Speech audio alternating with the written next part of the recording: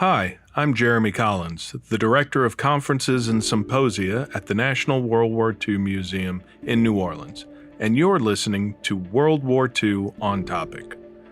Today's episode is brought to you by the museum's Jenny Craig Institute for the Study of War and Democracy. On February 22, 2021, Dr. Rob Citino, the museum's Samuel Zemurray Stone Senior Historian, had a conversation with Shirley Ann Higuchi, the chair of the Heart Mountain, Wyoming Foundation. Shirley's American-born parents were children when they were incarcerated at the Heart Mountain War Relocation Center during World War II. Her mother inspired her to author Setsuko's Secret, Heart Mountain and the Legacy of the Japanese American Incarceration. There is a portion in the beginning of this program where Rob and Shirley throw to a trailer for the book. While you won't be able to view it, please listen as it provides great context to their conversation, and please give it a watch after the program. Thank you, and have a listen to this wonderful conversation.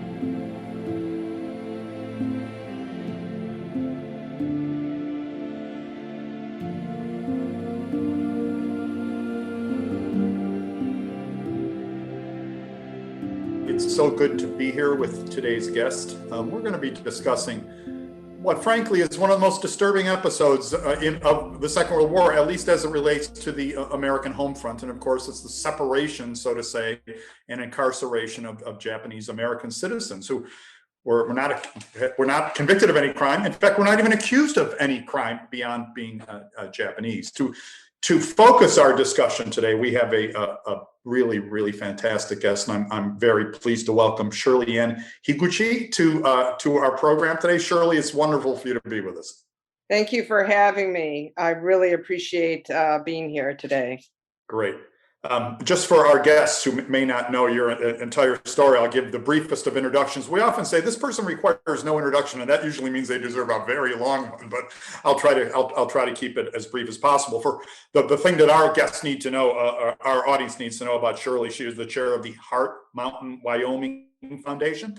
She's also an extremely accomplished person in other realms as well, the Associate Executive Director of Legal and Regulatory Affairs for the American Psychological Association.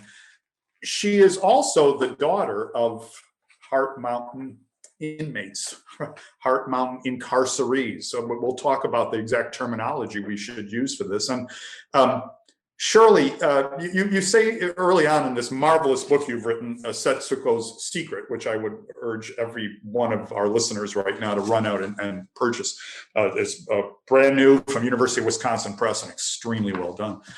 You say you didn't know much about that experience of your parents in Heart Mountain. In fact, reading from the dust jacket, where you often find the most interesting material about the book. As children, Shirley Ann Higuchi and her brothers knew Heart Mountain only as the place their parents met, imagining it as a great stardust ballroom in rural Wyoming. Why is this book Setsuko's Secret? Tell us who is Setsuko? Who was this woman? Well, Setsuko is my mother, who has since passed. And so the story goes is that in 2005, after she was diagnosed with pancreatic cancer, on her deathbed, she said she wanted her memorial money. We were writing her obituary to go to the Heart Mountain, Wyoming Foundation. And essentially, we were quite stunned by this because my mother, as well as my father, and many of my relatives and others that were incarcerated at Heart Mountain and throughout the United States really never talked about their incarceration experience. And that's why Bill Hosokawa, a former incarceree himself who has since passed, wrote the book Nisei, The Quiet American, which talks about that silence. I wonder if we could begin today. I know that you've had a film that was recently produced, and I wonder if we could begin today by showing our guests this brief video so that they'll have some orientation into the Heart Mountain experience. As I mentioned to you, Shirley, I have family who live in Powell, Wyoming, so I've seen the place, but it is not an easy place to get to, and undoubtedly most Americans have never visited it. So I wonder if you'd be willing to cue up this film for us. Yes, this is a film that was produced and put together by my cousin, Vanessa Yule. Her mother, Kathleen Saito, is on the board of directors with me, and she was actually born at Heart Mountain. And Vanessa's an accomplished filmmaker. She's actually produced several films that have received awards. And this is her way of putting together the story in my book to educate people a little bit about the background. So it sort of enriches this discussion and helps facilitate the learning process. So why don't we go ahead and see it and see how it goes? Wonderful. Thank you.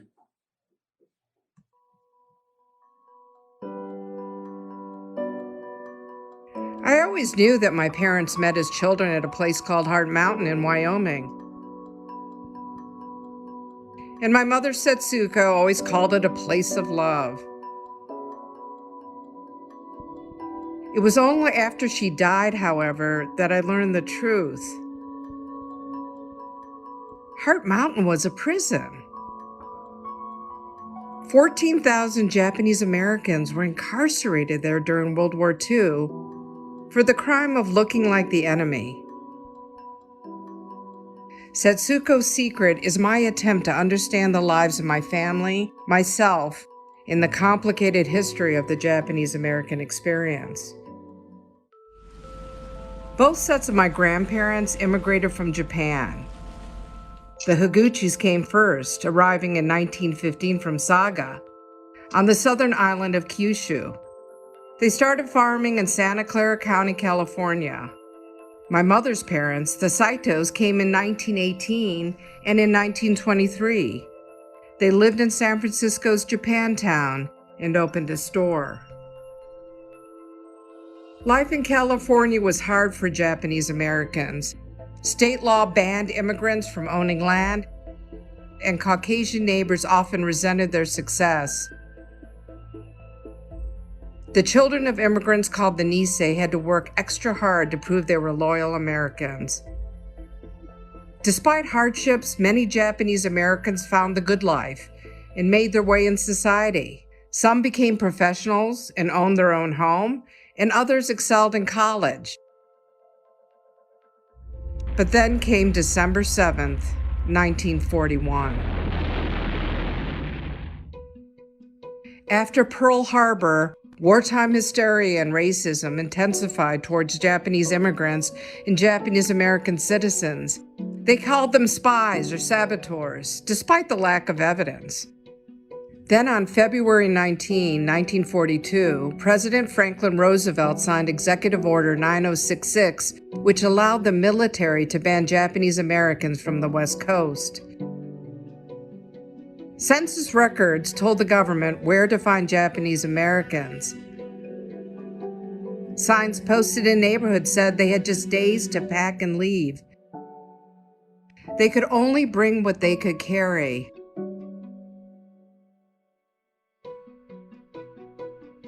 My family was issued a duffel bag with their name and number stenciled on the outside. Shikata ganai, some said, the Japanese term for "it can't be helped." There was little resistance. They were first sent to assembly centers, which were temporary concentration camps on converted fairgrounds and racetracks. Some families slept in horse stalls and were forced to live like animals. This lasted a few months. Then the prisoners rode on a darkened train to one of the 10 concentration camps scattered across the U.S. My father remembers peering under the window shades to see where the train was going. My family was sent to Heart Mountain Relocation Center in Wyoming. Many prisoners wept when they saw their new home surrounded by barbed wire and guard towers.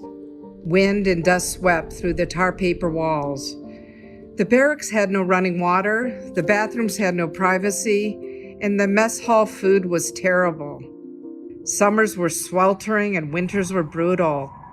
The prisoners repeated another term, gaman, which means endure. In spite of this treatment, many incarcerees yearned to serve the country that imprisoned them. They enlisted in the army and fought bravely in Europe and the Pacific. But others stood up for their rights. More than 80 men at Heart Mountain resisted the military draft as long as they were prisoners. They were convicted and sent to federal prison. The rest of the Japanese American community shunned them for decades. My parents and grandparents spent 3 years behind barbed wire.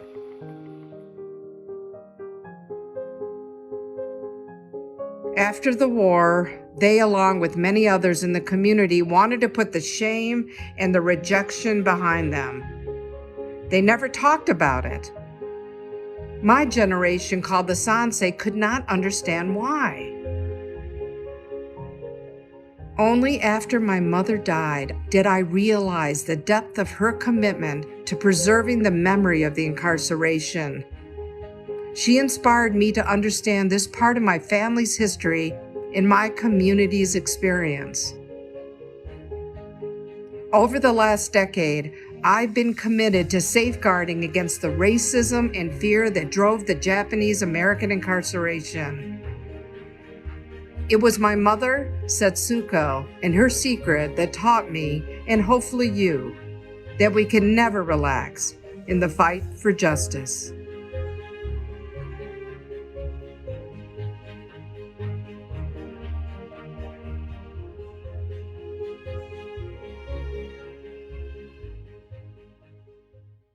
Thank you, Shirley. What a moving film that is. I'm a child of the 60s, and I just want to say right on to the sentiment that's expressed at the end. I would like to tell our audience, today is February 19th, and this is, of course, a sad anniversary for the Japanese American community.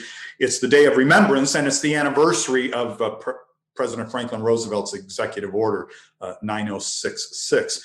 Shirley, may I ask, did the Day of Remembrance, when did that and how did that come about as a Memorial Day? Well, it is the day, as you mentioned, that President Roosevelt signed and issued Executive Order 9066, which essentially gave the military the power to remove forcibly all Japanese Americans, even of 1/8 blood, off of the West Coast primarily, and move them inland to one of the 10 incarceration camps. And one of those was Heart Mountain, Wyoming. So that's the reason why it's a really important date to remember, because the whole act of being able to suspend constitutional rights by the, a brush of the pen is something that we all need to be aware of that's possible even today. So thank you for having me here on this very important day. Wonderful. I've been to Heart Mountain, as I say. I've been to the wonderful interpretive center that you have spearheaded and that you've erected out there on the site of the camp. And again, I urge all Americans to get up there to northwestern Wyoming and see the beautiful town of Cody and the equally charming town of Powell, which kind of flank Heart Mountain, and come out and see what you've done. Well, let me ask you a bit about the physical space of Heart Mountain, Shirley. Your mother and father sent there, your future mother and father, I should say, are sent there in 1942. What was Heart Mountain, Wyoming like in 1942? What did they see when they arrived at their new, I'm putting in quotation marks, their new home? Well, I mean, you have to remember that, Heart Mountain, after it was built and operating and filled, it was the second largest city in Wyoming. I mean, they actually created the second largest city. So you can imagine it's a very rural, prairie-like environment. And in many ways back then was extremely desolate. There weren't a lot of different people than your traditional kind of Caucasian white person that were ranch hands and ran farms and other things around Cody and Powell.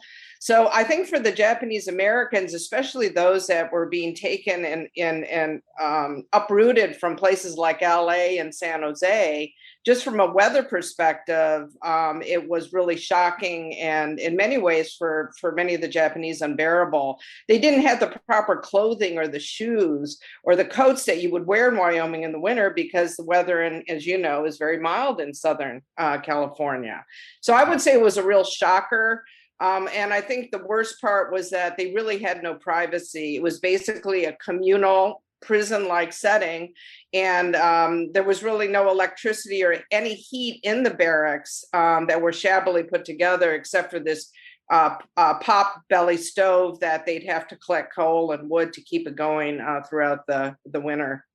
When I hear tar paper shack and Wyoming winter in the same sentence, I know we're in a bad place. Right.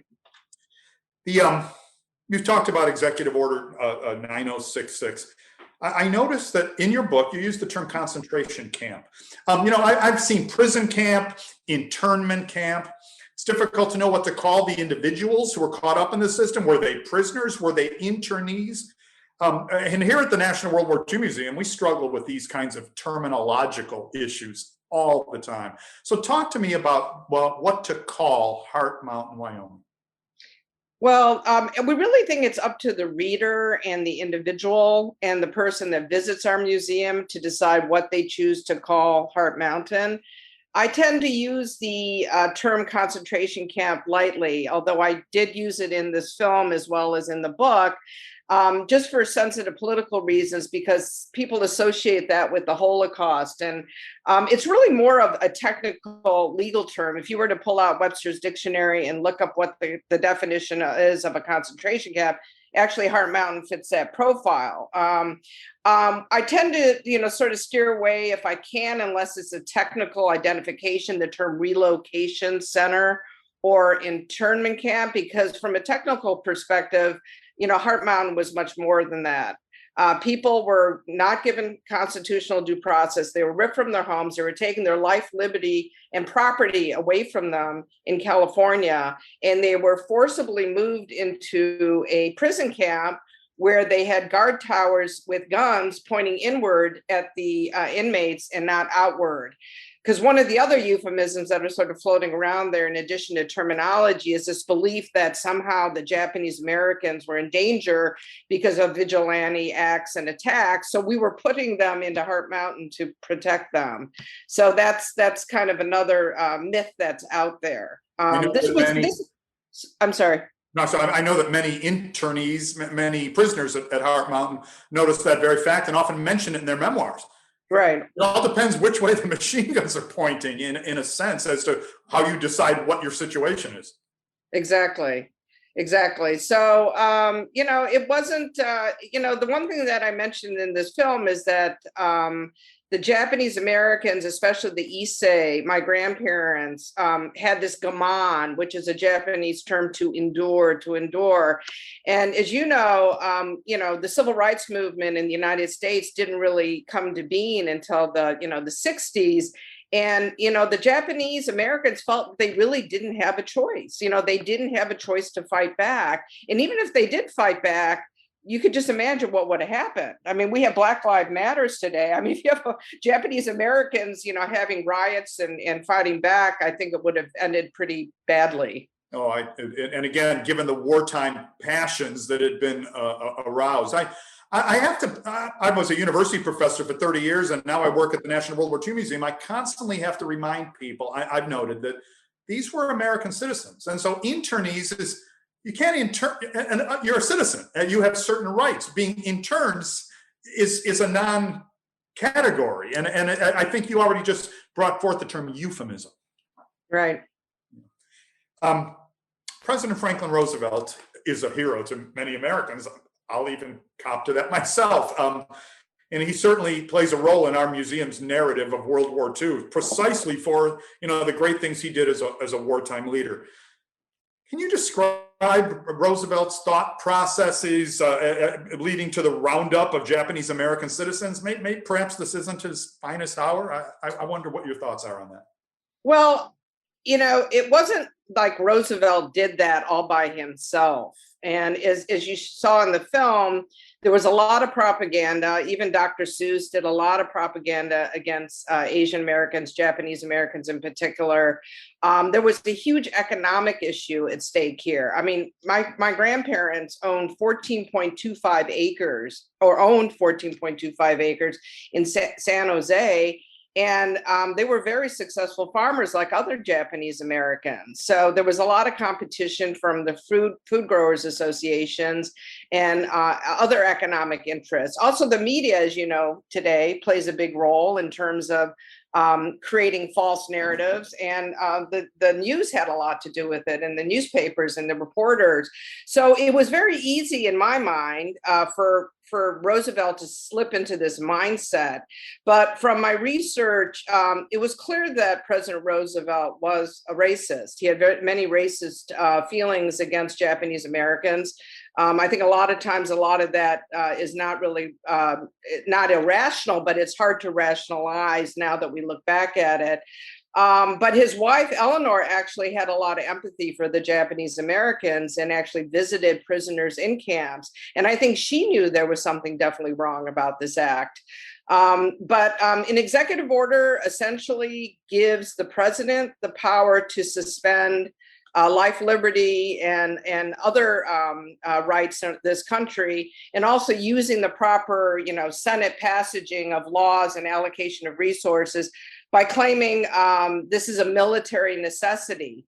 And the hardest part that happened with the Japanese Americans is there really was no concrete evidence of espionage and sabotage.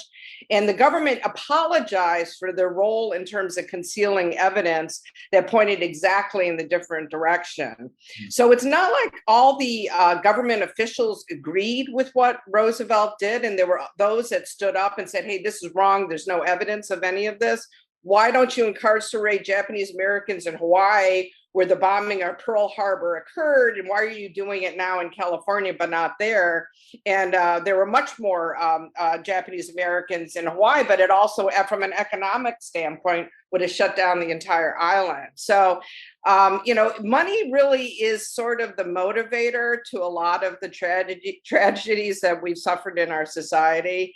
And I think the economic issues had a lot to do with it. Before we leave the economic side, I noted in your book and from some of the materials I saw at your interpretive center that we're talking about property today that would be Silicon Valley. Right. Some of the most precious real estate in America, or maybe anywhere in the world. You say 14 acres, it may or may not sound like much. 14 acres in Silicon Valley is quite a lot. Right, it is. I mean, we're talking about millions and millions and millions and millions of dollars. I think there was one, I just heard recently, there was one San Jose family that actually was able to keep their farm. And I think they just sold off like a part of it for like, $30 million or something. It's just, and we're not talking about their whole farm. It was just a couple of parcels of land. So yeah, it's a lot of money. And that's the economic loss that the Japanese Americans really never fully recovered. Although interestingly, I mean, this is part of the sort of the big picture of the Japanese American experience. In some ways, the government's strategy of trying to get the Japanese Americans to assimilate and scatter throughout the United States, sort of helped Japanese Americans land on their feet pretty successfully. And like for my family, for instance, my father ended up, as head of pharmaceutics at University in Michigan and Utah. So he had a pretty clear upward trajectory, I think, because he focused in the sciences, which research and science is much more objective than saying, hey, I'm going to be a lawyer, and try to get into, a law firm in New York or something. Right. You make a good point, I think, about President Roosevelt. An executive order is really the result of an internal debate within the administration. They probably all are. I don't think most presidents just sit down and write something up. But President Roosevelt does wait to rescind 9066 until after the 1944 elections. So he must have still been worried about some political fallout from announcing the closing of the camps and the reintegration of Japanese Americans into their previous lives. Right. I mean, I think that, it's really funny. Like you said, there are always a lot of internal debates about this subject, but, as quickly as they tried to take them off the West Coast and stick them into these camps, as quickly as they tried to kick them out. And and again, I'm sure it all had to do with economics and political strategy. But when I was looking at my parents' war relocation files, my grandparents had a hard time after giving up their farm and their property and their stores. They had no place to go. They literally had no place to go. And when I started reading my grandfather Higuchi's war relocation file, the counselor and the staff people were actually having empathy for my grandfather. because he was having such a hard time. And I almost feel like I could sort of read into the consciousness of these staff members that they really felt bad, I think, at the end of all this and realized what they did was wrong. I thought the most fascinating part of your book was your discussion of this, something Americans should not have to do, fill out a loyalty questionnaire. We're citizens, and if we obey the law and pay our taxes, a loyalty questionnaire is not really the American way. Could you tell our audience about questions 27 and 28? Because they seemed to really pose the most serious problems to those filling out the questionnaire. Can you talk about that a bit? Right. I mean, in some ways, it's kind of, those were sort of trick questions. I mean, it's kind of like the question you get from a lawyer that says, when was the last time you beat your wife or something like that? So what happened was that question 27 was saying, are you willing to serve for the U.S. Army? Are you willing to fight on behalf of this country? And one of our board members, Takashi Hoshizaki, who is a resistor, gave an unqualified no. He said, look, I'm willing to fight if you restore my rights. If you treat me like a U.S. citizen, of course I'm willing to fight.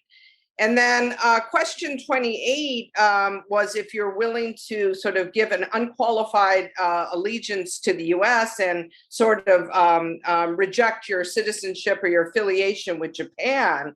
And that one was difficult because the fact that the Japanese Americans and their parents were being treated like criminals and being disowned by the US government, if they gave up their right to go back to Japan and denounce that citizenship, then they may have no country to be in.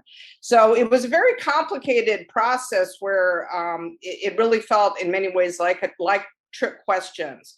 And Takashi did end up going to federal prison because of his answer to the first question being no. And the second one, he said, yes, I will give unqualified allegiance. But it got him in trouble just for saying no to the first one. Some of the respondents were worried about 27. If you're willing to fight, am I volunteering? That right? There's the implication that you were about to be drafted the next day if you said yes. And about that second one, it implies you haven't been loyal up till now, and hopefully now you're willing to swear your loyalty to the United States. And those I think are probably could best be qualified or described as trick questions. Right. Yeah. It was a very and unfortunately, because of those questions, it allowed the government to have sort of authority or evidence to do certain things, like having Takashi Hoshizaki be arrested at age 18 and to participate in the one of the largest trials in Wyoming. And all those boys that were convicted, all 80 of them went to federal prison. But interestingly, Takashi felt when I interviewed him that going to federal prison was actually no different than being incarcerated at Heart Mountain. And in some ways, the food and the treatment was a little bit better. But the one thing he really did get to experience was the opportunity to meet different people. And he befriended throughout his life. He has had a connection with not only Japanese Americans, but also African Americans. And he talked about those friendships that were formed in that federal prison. Some, as the film said, and you just implied, some Japanese Americans, they went different directions on these questions and whether to serve. So we all know about Regimental Combat Team 442. We talk about this Go for Broke regiment all the time in our museum. But others resisted, were called draft resistors and convicted and sent to prison. Looking back, how difficult was it for individuals to make that kind of choice? And how has that impacted the Japanese American community since? Because there's been arguments back and forth on who did the right thing at the time in this impossible situation. Well, I think it was the more I read about this and I research it, and I talked to actually resistors who had been in that situation, I think the situation was untenable, both for the boys that volunteered and the ones that resisted. I mean, we now know that, and I've been told this by psychologists and neuropsychologists, that the human brain isn't even fully formed until age 26. So you got to figure, so you figure like, a kid gets incarcerated and torn from his home in California, at age 14 or 15, he turns into a man, supposedly, because he turns 18. And now we're supposed to make a decision that's the biggest decision of a person's life, you know, whether I need to be a civil rights activist and protest what's being happened, but being put in federal prison, or should I risk my life for a country that's not protecting me? And so I just think that either way, I think both of those decisions were horrible decisions to put a child into. And the other problem that developed is those decisions also fractured the Japanese American community indefinitely, because, you know, the Japanese Americans were put in this awful position to sort of take a side, like, well, we all should go fight and we all need to be these war heroes. And those that didn't do that were ostracized by the Japanese American community for years. And it's only till now that we're really learning the story of the resistors, and really what the resistors were actually cutting edge civil rights leaders of the time. They were ahead of their time. So now the resistors are being, you know, held out as heroes now, but we're talking about 77 years ago or 78 years ago, when they had to be ostracized by their own communities. Sometimes that rearview mirror is the clearest view of all. You need perhaps some distance from an event. That might be the case for the Japanese American community.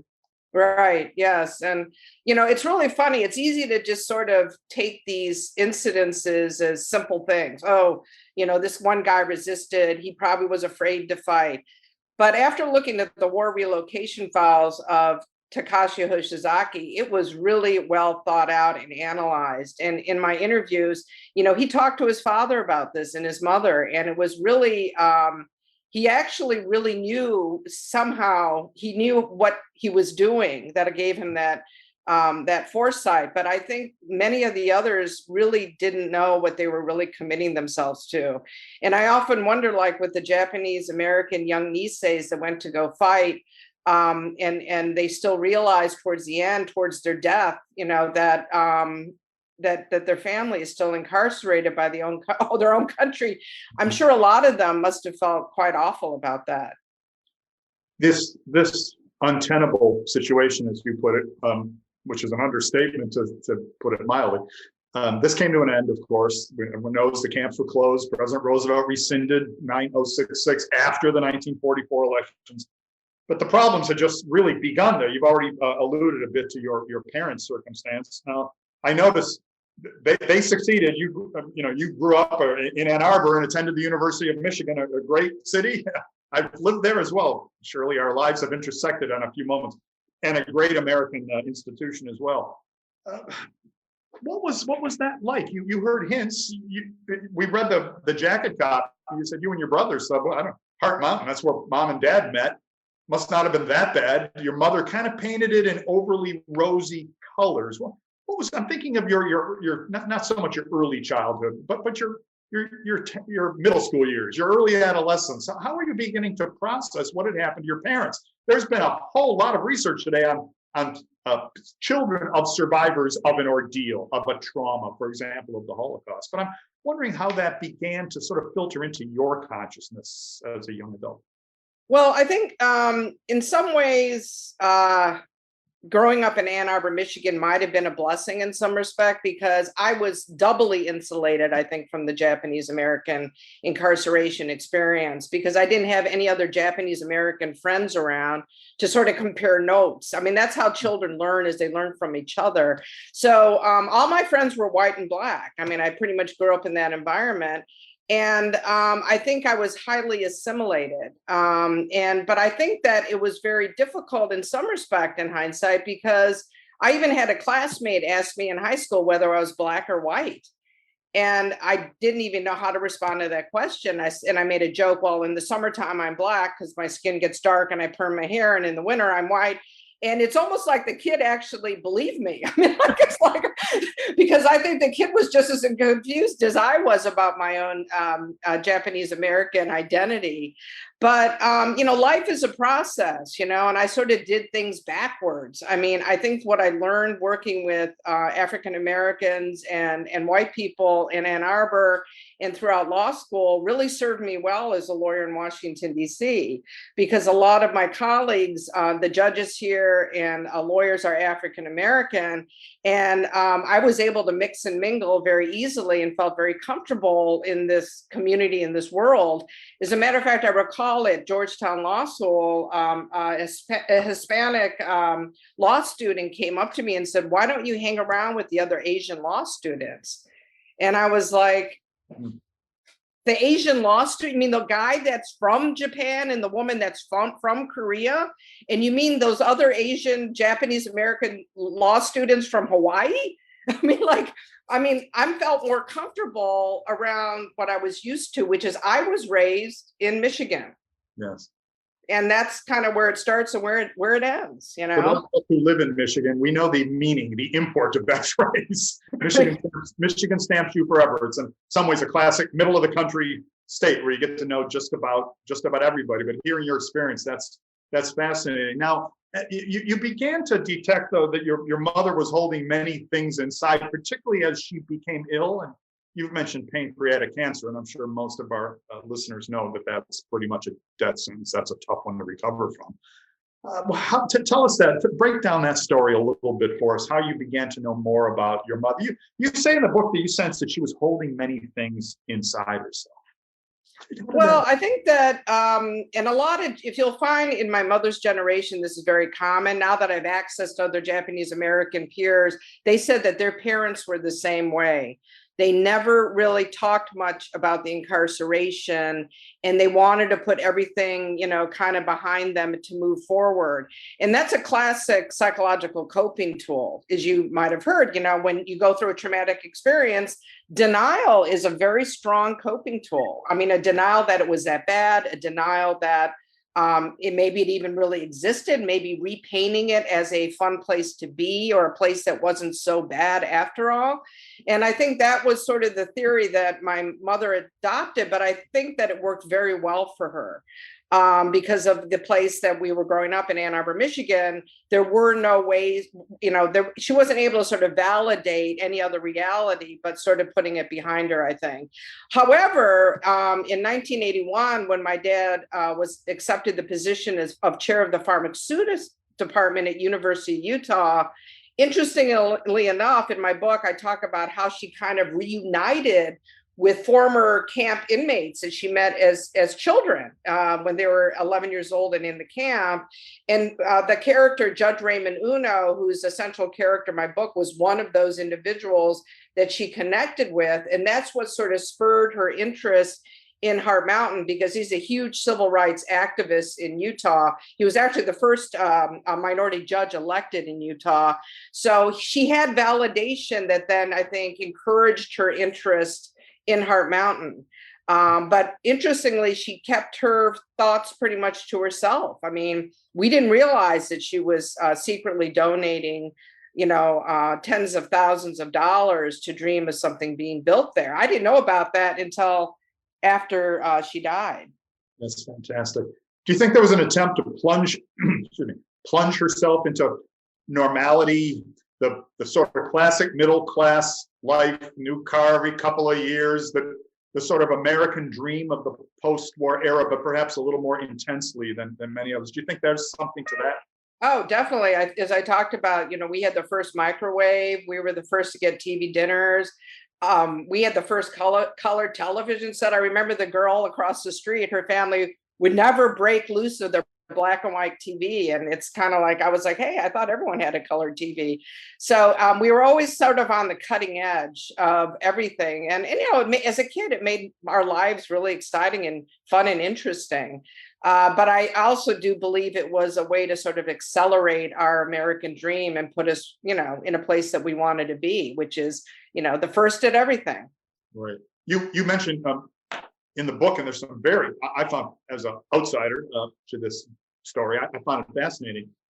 You often hear that Japanese Americans, you say, are a model minority. That's the term you used in the book. What does that phrase mean to you? I mean, it sounds great, but it also sounds like a heck of a burden to carry. I'm Italian American, and I'm probably maybe I can't cook. And then people say, how come you're not like you're supposed to be? What is it like to be a model minority? What does that phrase mean to you? Well, that is a very, very complicated question. And I'm learning more about what a model minority is now, sort of examining the impact that our society has on Black Lives Matters and African American and how they've experienced institutional racism. And I sometimes feel that the whole model minority myth was something that we were put in by the government. Essentially, it was something they created, and it really served, I think, to undermine other minority groups because, oh, they're perfect. Why can't you be like them? I think in some ways, a lot of assumptions were made about me that worked to my benefit. I mean, people think I'm really smart. They don't question me as much in terms of my credentials because they assume I must be bright because I'm Asian American. But I think the downside is that, by the way you look, being an Asian and having an Asian face, the reality is people will always sort of view you sort of this perpetual foreigner, so it's kind of a double-edged sword. I mean, it's like, but the model minority myth, I think, has put, yes, undue pressure on us. And I'm almost certain that many Japanese Americans historically kind of liked the idea of being a model minority, like we're special, we're different, we're smarter, we're better, and we're more assimilated and attached to the white community. Mm-hmm.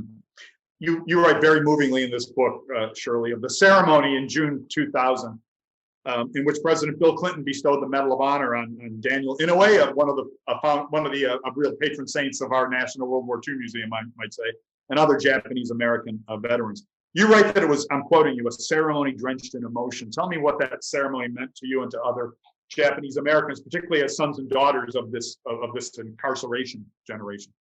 Well, I think that recognition really meant a lot to the Japanese American community because it really validated their heroism and validated their loyalty to the U.S., especially somebody like Senator Inouye, who I had the pleasure of knowing for many years during my lifetime.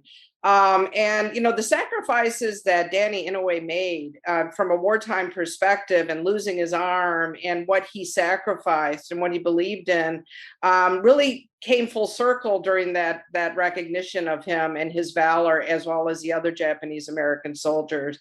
But it's also pretty much also like the apology that Secretary Norman Mineta and others worked on when President Reagan signed the apology letter.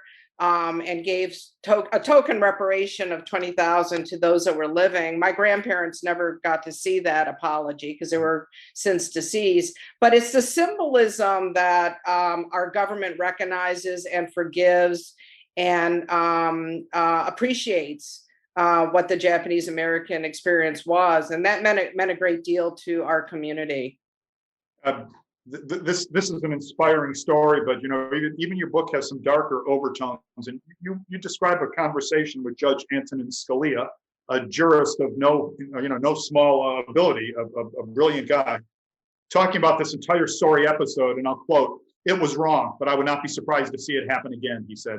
He went on to quote that old Latin adage, "Inter arma enim silent leges," which means that in times of war, forget about the laws become silent. Could something like Japanese American internment happen again, in your opinion, Shirley?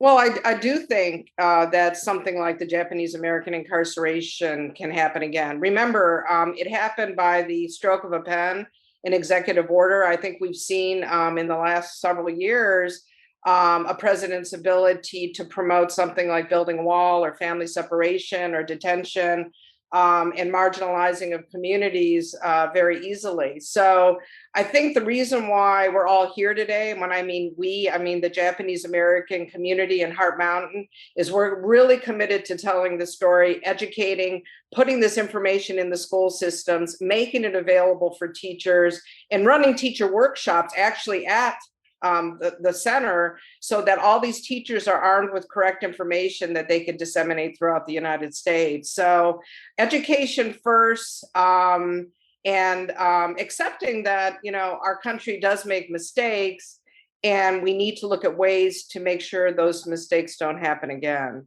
I think education is the key, and we have a lot of very interested listeners and viewers right now.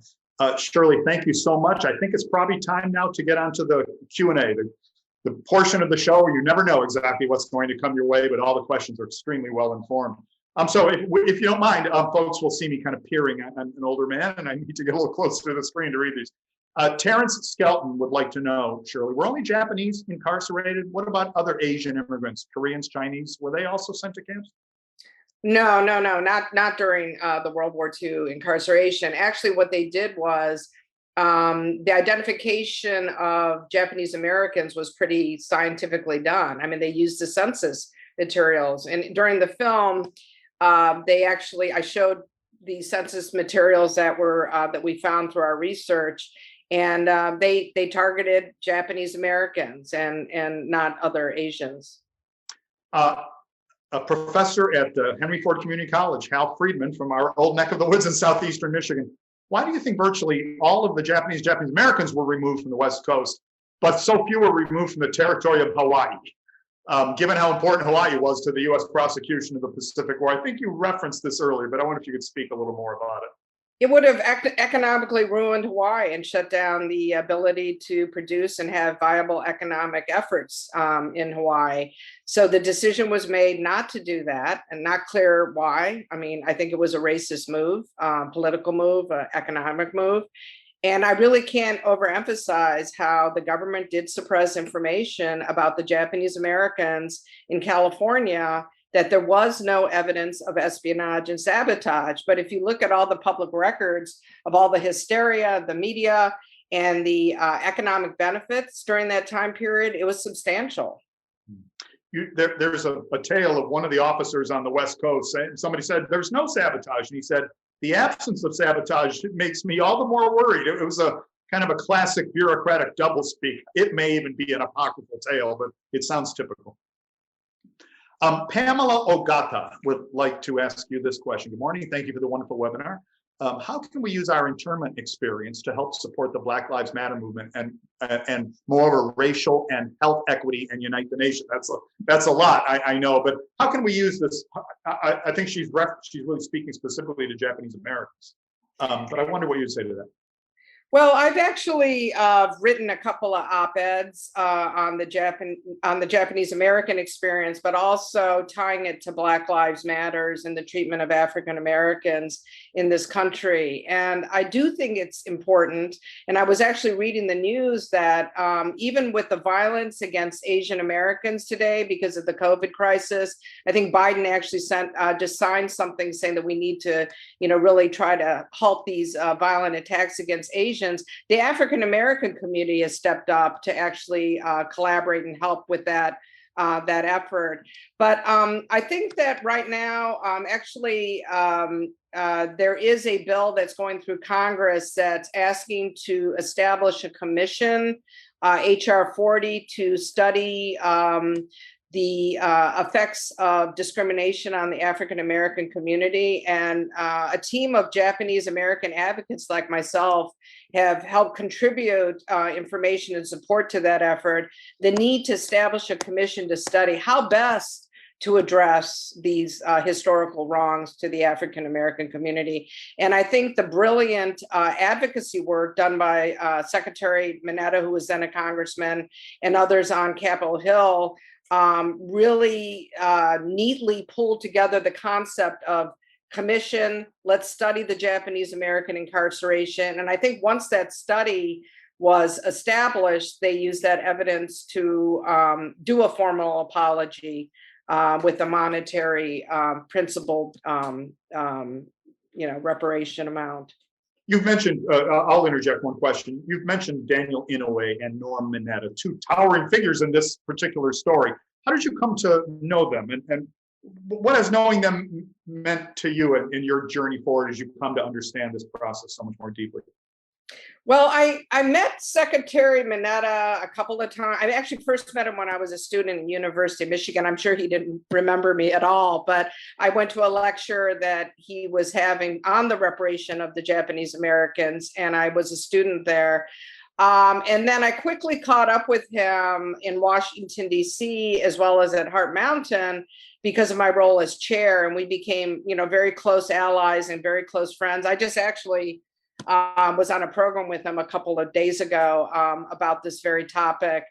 And he's still, doing really quite well. With Senator Inouye, actually his chief of staff, who was also a psychologist and a lawyer, spoke with me about having Senator Inouye give my keynote when I was elected DC bar president in Washington, DC in 2002. So I met Senator Inouye through his keynoting me, and the rest is history. He actually ended up coming out to our grand opening and keynoting that as well. So it's always been, for me, a real process of support. I've been very lucky to have people just really believe in me and what I'm doing. And as everyone knows, especially when you're trying to promote something like educating people about this incarceration experience, you really need all the help you can get. Yeah, absolutely. There's one other character, by the way. I'm going to take one more personal privilege question right now. One other person you talk about in this book is a Wyoming senator by the name of Alan Simpson. And his relationship with so he's a white Caucasian Wyoming kid. How does he get involved in the Heart Mountain situation? Well, the first thing is that for those of you that know Al Simpson, he is just a very principled, a committed and passionate man who has a great depth of understanding. He is a Republican. He's a longstanding Republican, and he has a very close friendship with Norm Mineta. But ironically, they actually met as Boy Scouts in the camp. Norm was a kid. He was in the camp as a prisoner, and Al was a Boy Scout in Cody, Wyoming. And his troop actually came into the camp, and they had a jamboree together. And Norm and Al have stayed in touch ever since. And Al's just another guy where I've called Norm, he picks up the phone, same thing with Al Simpson. And they're both so committed to our efforts, but they're also symbolic in that they have taught this nation the importance of working together and across the aisle, which is one of the hugest things right now for our country. We need bipartisan cooperation. So we're in the process now of building the Mineta Simpson Institute at our museum, where we will replicate and honor these two men, but also use them as a teaching tool on how government practices should work for this country. Wonderful. Rachel Wada has, I think this is to me, please don't compare the model minority myth with being Italian American. The two are not comparable. It's insulting to insinuate the experiences are similar. I was merely using a metaphor to illustrate the silliness of racial stereotyping, but all metaphors limp, and I know we have to be careful about those, Rachel, so thank you for your comment. Jim Cowart, my brother-in-law's family was held in Manzanar, another of these camps. When the reparations were offered to them, some accepted the money and some didn't. Do you have any sense of how many of the prisoners or internees refused the money? Any thoughts about that, Shirley?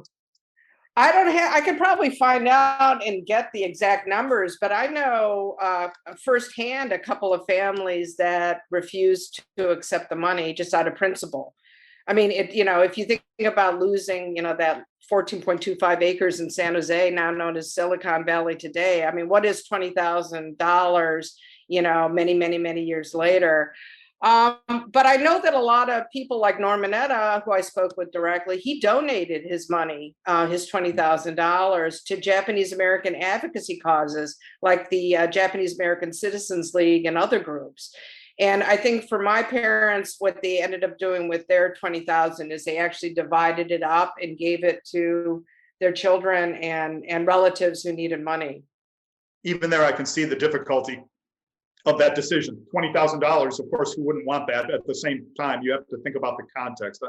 I think, Shirley, our time together and also reading your book has told me the fraught nature of so many of the aspects of this story. There's an argument about virtually everything, and a good argument to be made for and against virtually everything we're talking about. Tim Barnes, did any legal group attempt to get FDR's order rescinded? This might be a good time to say a few words about some of the Japanese American advocacy groups and the different kind of points of view and the different kinds of tactics they pursue.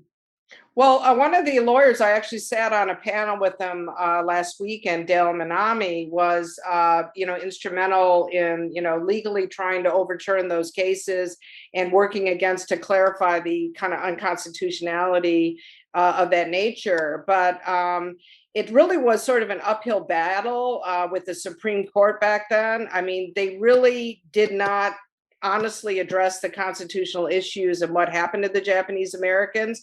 So essentially, even though Anthony Scalia came out much later, said that this was one of the worst decisions ever, the Korematsu case, one of the premier Supreme Court cases, is still on the books. Mm-hmm. So, if that case is still in existence, that means, yes, it can happen again. This from Catherine Ladnier.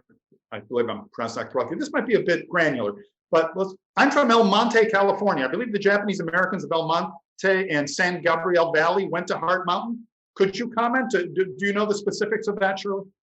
I believe they do. I mean, I don't think that the areas are ironclad, but a lot of Japanese Americans from that area, including Raymond Uno, who's one of the main characters in my book, was from that area. LA was was probably the biggest recruitment or removal area, as well as San Jose, California, and San Francisco. Mm-hmm. Here's a good one. I'm not sure there's a correct answer from David Smith. How do you counter the belief that telling the truth is rewriting history? I'm sensitive to this question. I've been a history professor for years, and I know sometimes you just feel like you're standing up there and your kids in the seats believe one thing, and you're just trying to make them disbelieve everything they've been taught up till now. And it's really more of a conversation, I suppose. But I wonder if you'd like to address this. I'm sure this is, when you talk about the subject, I'm sure sometimes people react badly to what you have to say. Well, interestingly enough, I've been actually really lucky. I mean, maybe living in a bubble. I lived in a bubble in Ann Arbor, Michigan, and maybe I'm living in a bubble in Washington, D.C. But I have just been exposed to so many people, Black, white, Republican, Democrat, who have really embraced the Heart Mountain story. And I have no idea why that is. And we always scratch our heads.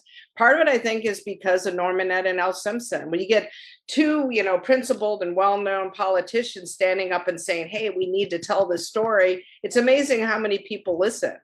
And I know there's a vast amount of individuals throughout the United States, and we witnessed this, the last 4 years, that are racist and don't want to hear this and don't want to understand.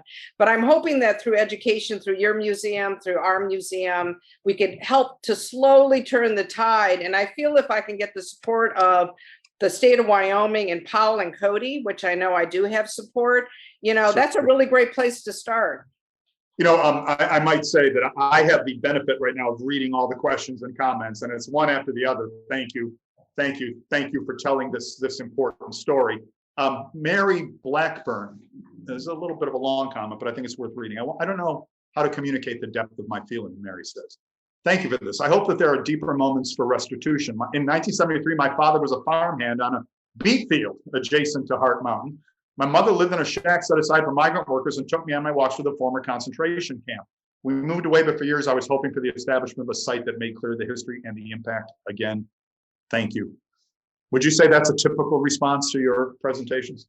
Well, yeah, the Blackburns are actually in my book, and I had interviewed their family for the book, and they were really instrumental in really starting to recognize the site itself before we built the museum. So this is an example, and that's why we give away this award called the Compassionate Witness Award. When you're able to stand out of your shoes and help other communities, even though you're not a victim of that community, to help educate the public, that kind of support goes a real long way. I mean, I'm not trying to say that white people in Wyoming necessarily have more credibility than a Japanese American standing on a soapbox and Cody and Paul, but guess what? They do. They have credibility. Shelley Williamson, no reason to respond to this. We'll say, she said, this is incredible, Shelley said, and she wants to thank you for the presentation. We've come to the end of our hour now, Shirley, and I just do want to say a couple of things. The work you've done in that stretch of the great American West between Cody and Powell, Wyoming is really amazing. It's a very moving presentation. I stayed for a very long time at the Interpretive Center during my visit. So I just like to say congratulations to you on that. And I know that's been a long road. I wonder if you'd like to have you can have the last word if you like.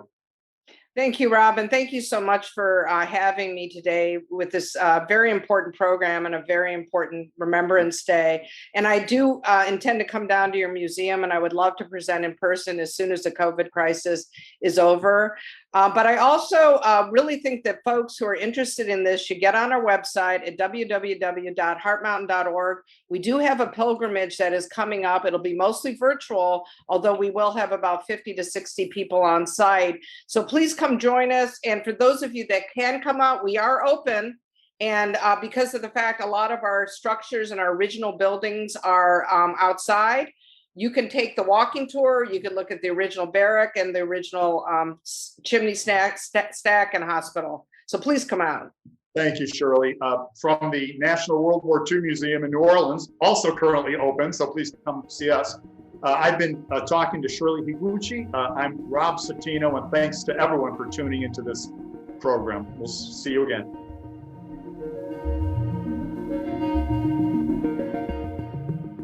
Thank you for listening. If you liked what you heard, please consider visiting nationalww2museum.org/podcasts for more episodes. Again, that is nationalww2museum.org/podcasts. Don't forget to rate and subscribe. We truly appreciate it. This series is brought to you by the Albert and Ethel Herstein Charitable Foundation, which supports content like this from the National World War II Museum in New Orleans. I'm Jeremy Collins, signing off.